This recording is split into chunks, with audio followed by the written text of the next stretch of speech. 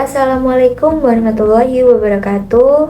Halo semuanya, perkenalkan nama saya Intan Pratiwi dengan NPM 2541242. Pada kesempatan kali ini saya akan mempresentasikan mata kuliah untuk matematika bisnis. Dalam kesempatan ini saya akan menjelaskan materi tentang fungsi permintaan, salah satu konsep penting dalam ekonomi yang berhubungan dengan perilaku konsumen dalam membeli suatu barang atau jasa. Topik ini sangat menarik karena apa yang kita pelajari nanti sebenarnya sering kita temui dalam kehidupan sehari-hari, terutama dalam kegiatan jual beli dan pengambilan keputusan ekonomi.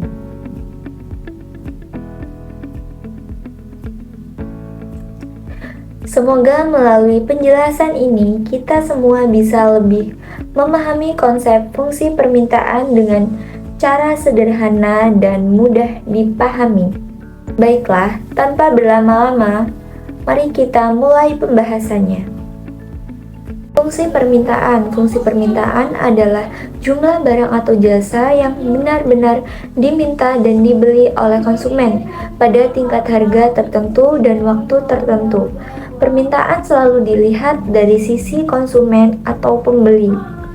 Hukum dari permintaan menyatakan jika harga suatu barang naik, maka jumlah barang yang diminta akan turun. Sebaliknya, jika harga suatu barang turun, maka jumlah barang yang diminta akan meningkat. Di sini ada contoh dari kurva permintaan. Grafik dari kurva permintaan menunjukkan hubungan antara harga barang dan jumlah barang yang diminta oleh konsumen. Sumbu vertikal Y menunjukkan harga barang, sedangkan sumbu horizontal X menunjukkan jumlah barang. Rumus dari fungsi permintaan ada QD sama dengan A dikurang BP. QD menunjukkan jumlah barang yang diminta. A adalah konstanta yang menggambarkan jumlah barang yang diminta ketika harga sama dengan 0. B adalah koefisien elastisitas permintaan yang menunjukkan sensitivitas permintaan terhadap perubahan barang, dan P menunjukkan harga barang. Permintaan juga dipengaruhi oleh beberapa faktor. Faktor pertama yang paling utama adalah harga barang itu sendiri. Secara umum, berlaku hukum permintaan, yaitu semakin tinggi harga suatu barang, maka semakin sedikit jumlah barang yang diminta, dan sebaliknya. Contohnya, kalau harga ayam naik dari 30.000 menjadi 45.000 per kilogram, maka masyarakat akan cenderung membeli lebih sedikit ayam atau mungkin beralih ke sumber protein lain seperti tahu atau tempe. Hal ini terjadi karena daya beli masyarakat menurun dan mereka mencari alternatif lain yang lebih murah. Faktor kedua adalah harga barang lain yang terkait. Barang-barang ini bisa bersifat substitusi atau komplementer. Barang substitusi adalah barang pengganti. Contohnya seperti teh dan kopi. Kalau harga kopi naik, maka permintaan terhadap teh bisa meningkat karena orang beralih ke teh. Barang komplementer adalah barang pelengkap.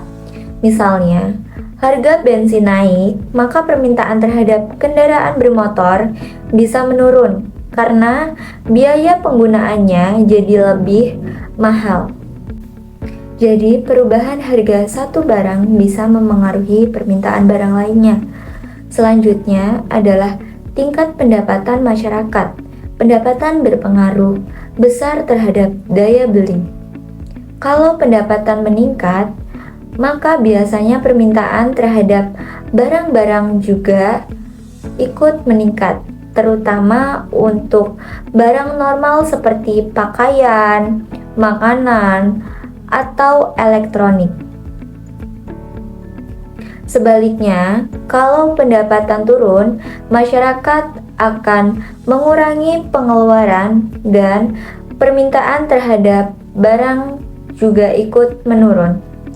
Namun, ada juga yang disebut barang inferior, yaitu barang yang justru permintaannya meningkat ketika pendapatan turun. Contohnya seperti mie instan atau barang dengan harga murah.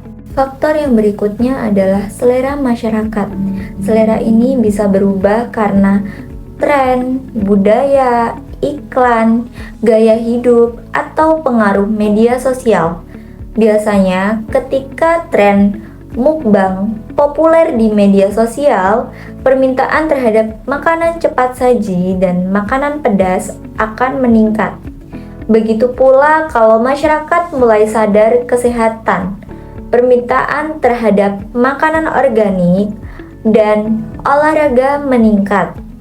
Artinya, perubahan selera akan sangat memengaruhi pola konsumsi masyarakat.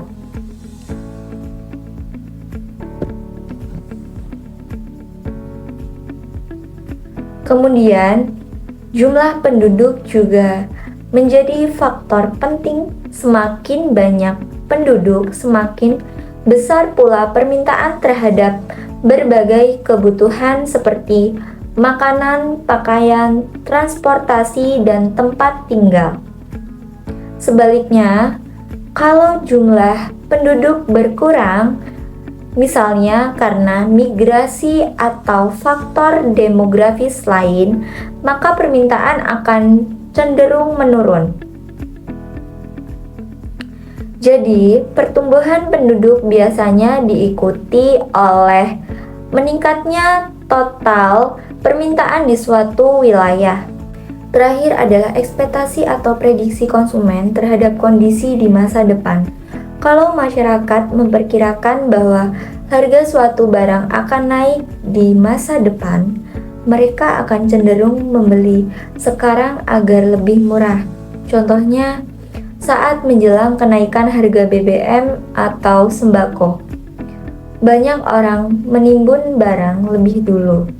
Sebaliknya, kalau masyarakat memperkirakan harga akan turun, mereka akan menunda pembeliannya.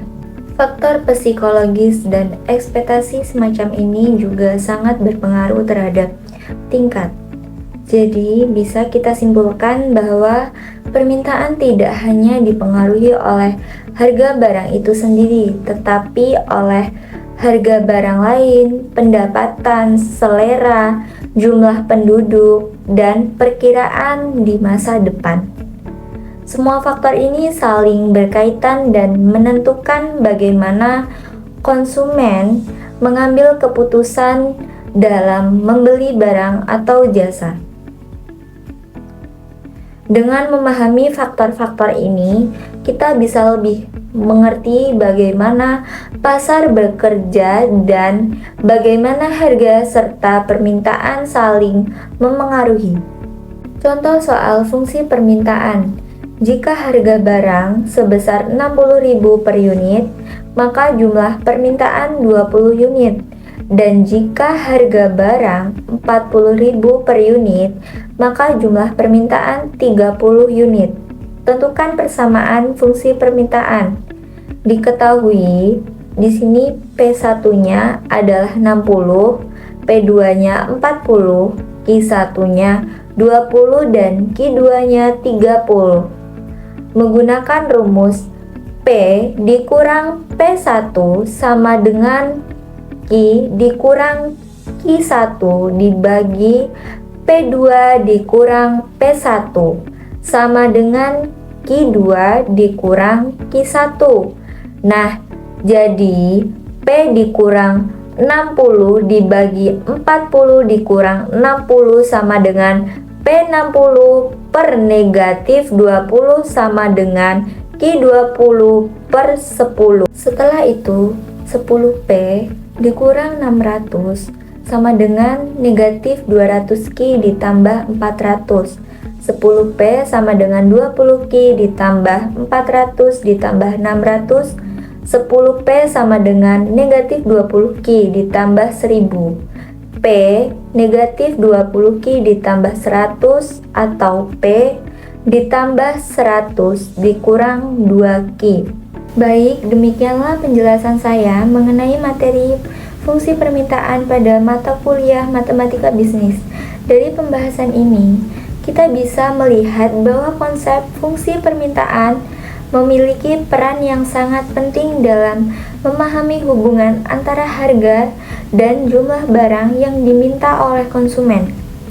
Melalui pemahaman ini, kita dapat mengetahui bagaimana perubahan harga dapat mempengaruhi perilaku pembeli, serta bagaimana teori ekonomi dapat diterapkan dalam kehidupan nyata, terutama dalam kegiatan bisnis dan perdagangan.